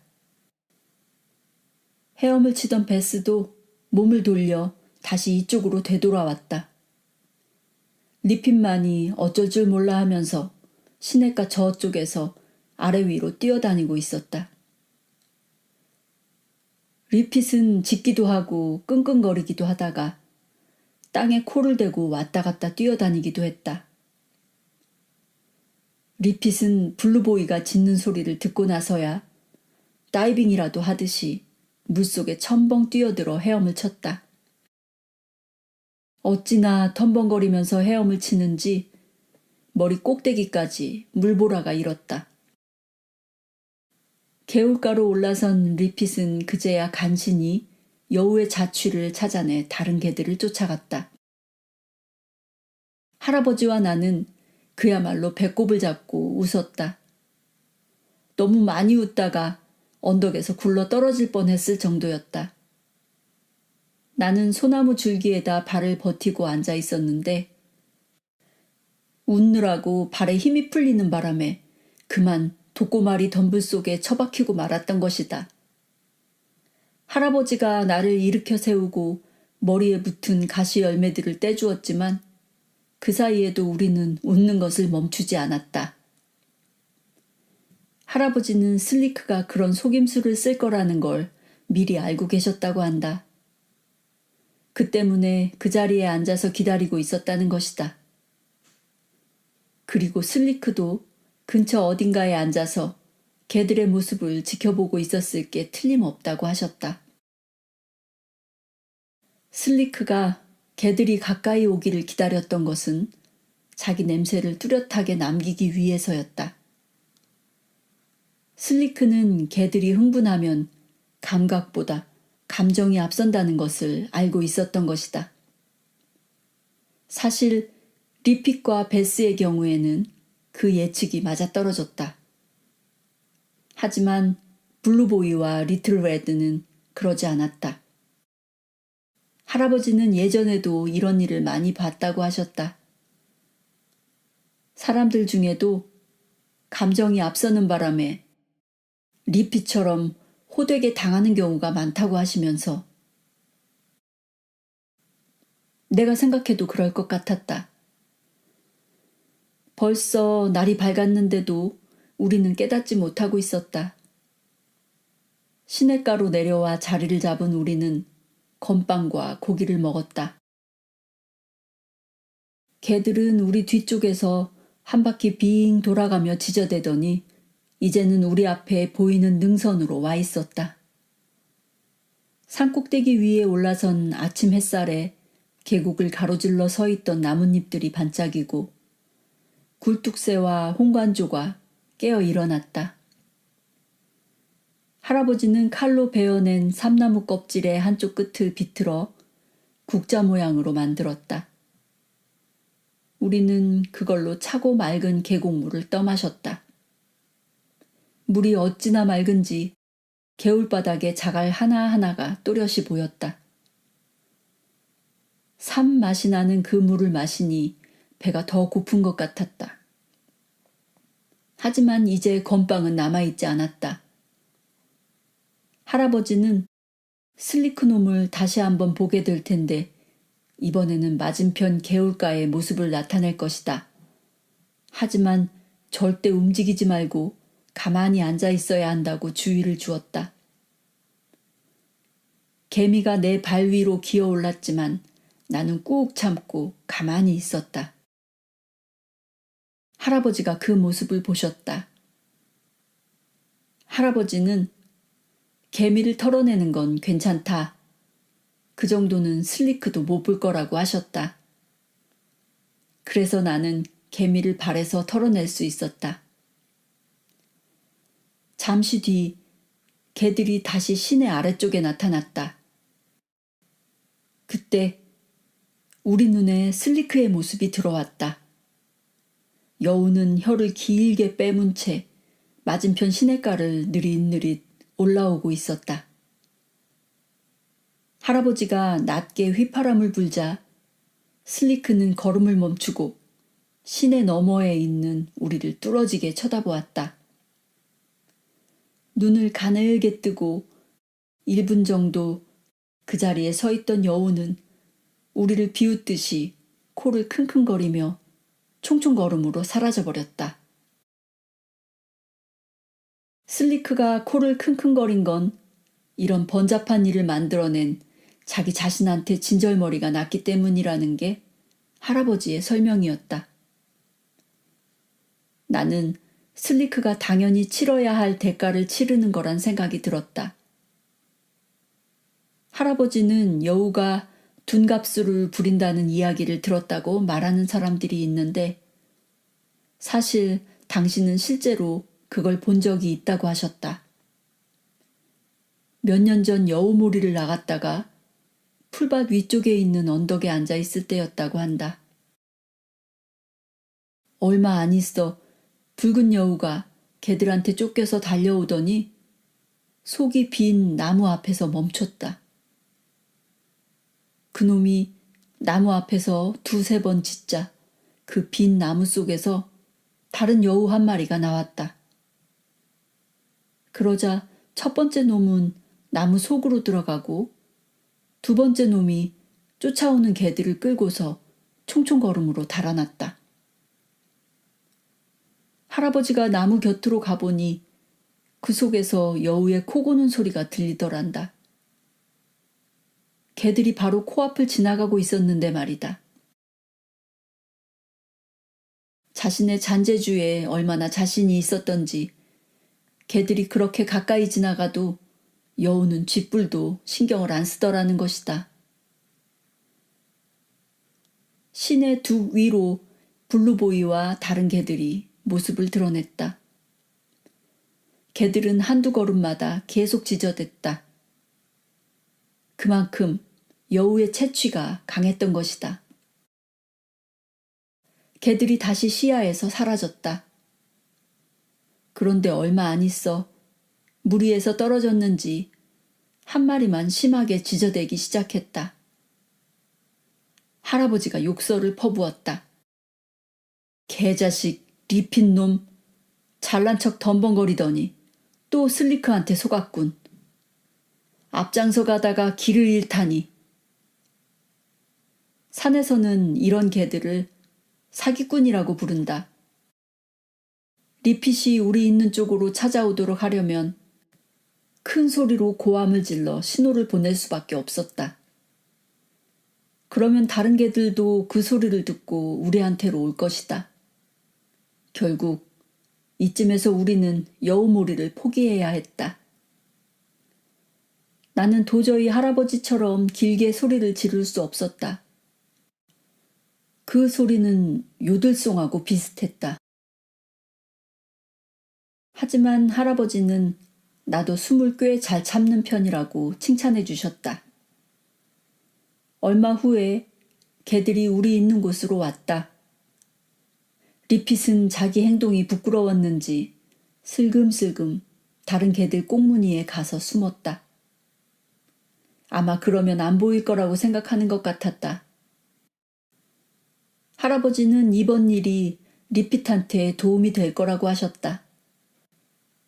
이번 일만 보더라도 알 수 있듯이 다른 사람을 속이려 하면 도리어 자기 자신이 곤란에 빠지게 된다는 걸 깨달았을 거라고 하시면서 우리가 하늘 협곡을 떠난 것은 오후가 되고 나서였다. 우리는 칼길을 따라 집으로 걸어 내려갔다. 개들은 다리를 질질 끌면서 천천히 걸었다. 지쳐서 그랬을 것이다. 나도 피곤했다. 그래서 할아버지가 그렇게 어슬렁거리면서 천천히 걷지 않으셨더라면 도저히 따라잡을 수 없었을 것이다. 오두막집의 빈터와 할머니가 우리 눈에 들어온 것은 저녁 땅거미가 깔릴 무렵이었다. 할머니는 우리를 마중하려고 길까지 나와 계셨다. 아직 걸을 힘이 남아 있었는데도 할머니는 나를 안아주셨다. 나머지 한쪽 팔은 할아버지의 허리에 두르신 채. 피곤하긴 무척 피곤했었나 보다. 어느새 할머니 어깨에 기대어 골아떨어진 나는 언제 오두막집에 도착했는지도 몰랐다.